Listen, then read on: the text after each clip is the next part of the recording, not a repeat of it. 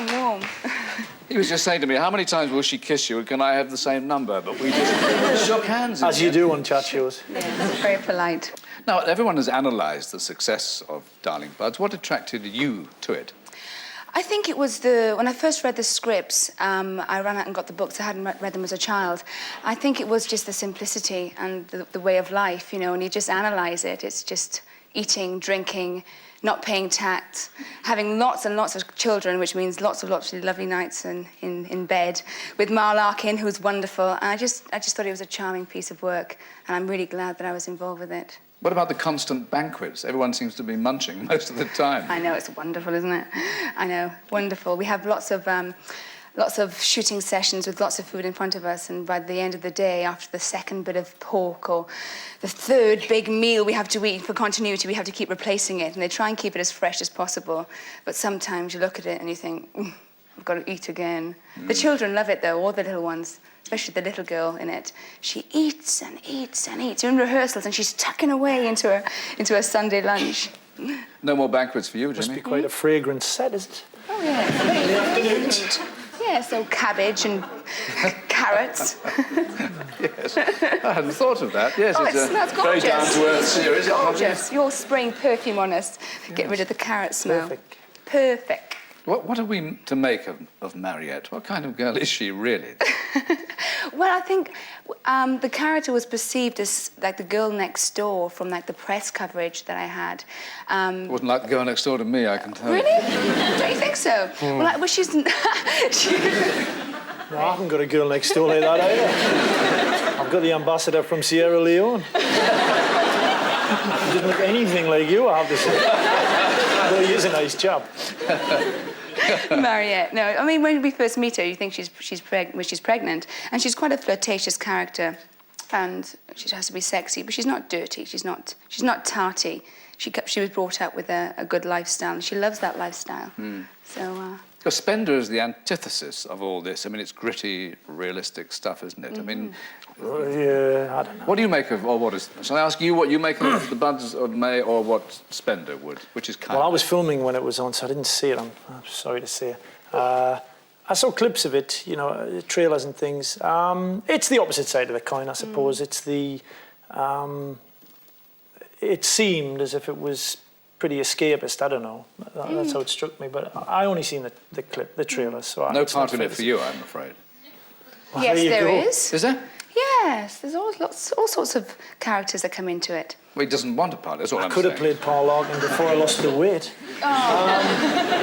Are you keen to escape the series before you become too deeply embedded or typecast in it?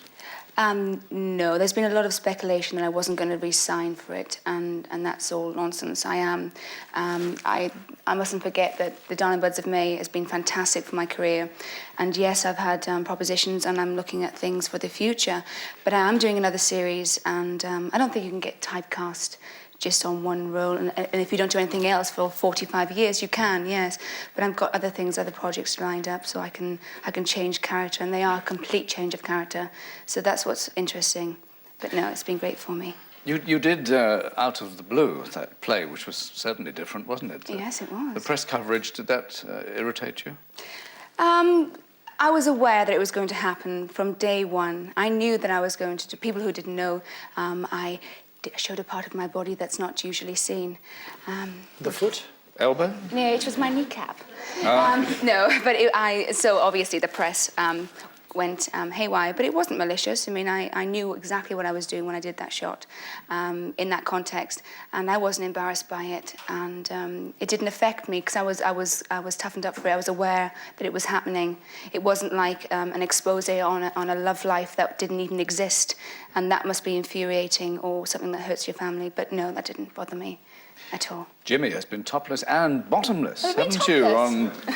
Thanks, man. He's digging it all up tonight. All the dirt's coming out tonight, Michael. I can assure you it wouldn't have been anything like this. Mary Whitehouse was deeply offended, though, wasn't she? Yeah, I know there were questions in Parliament and everything. All kinds of rubbish, you know. It's on Spender. No, this was when I did this. I was in yes. years ago. There was one instance where I was stargazing, and there was another where a scene where I was sitting scratching a certain part of, you know, giving it straighten up. But that's realism again, you know? Yes, and it was certainly gritty. People do scratch.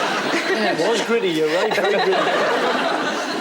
Where would you draw the line in that sort of thing? Where would I draw the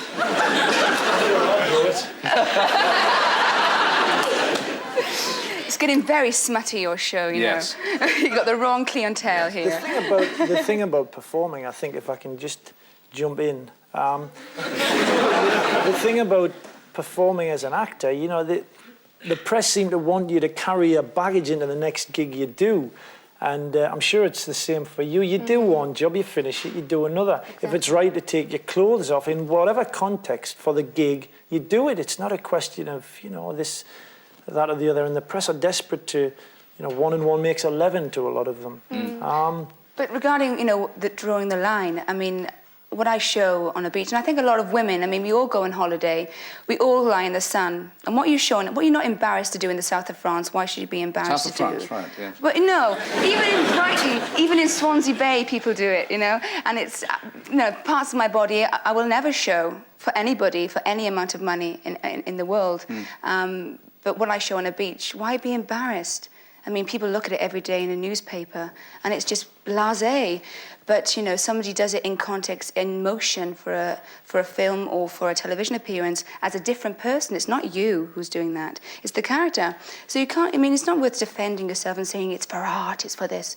It's not. It's in the script. If you're not embarrassed by it, why should you care about anybody else? Now, Jimmy was asked to leave school, and you were encouraged to leave. In a certain way, yeah. I wasn't encouraged, I wasn't discouraged. I needed to get my equity card, and so at 16, that was the most important thing in my life at that time, to go into the theatre. And my headmaster, I went to him and said, look, I don't want to do my O-levels just now. Can I go and get my equity card? And after a long discussion, he said, well, you know, you can come back when you're 45 to do that, or 50, 60, whenever you want. You should take a break when you have it, and then if it doesn't work out, come back. Must have been Richard Burton's teacher, the same sort of attitude, wasn't it? Yeah. Do you plan to catch up? Do you intend to go back and continue with education? Yeah, one day. Yeah, I'm not really thick. I did all my kind of revision for it, and I didn't just take them, that's all. But I will go back. Maybe when I'm having a baby and I have time on my hands, I'll go and sit some O-levels. But it's not called that anymore, is it? It's called something else. Don't ask me. Don't ask me. GCSE. You chiselled on pieces of stone when I went to school.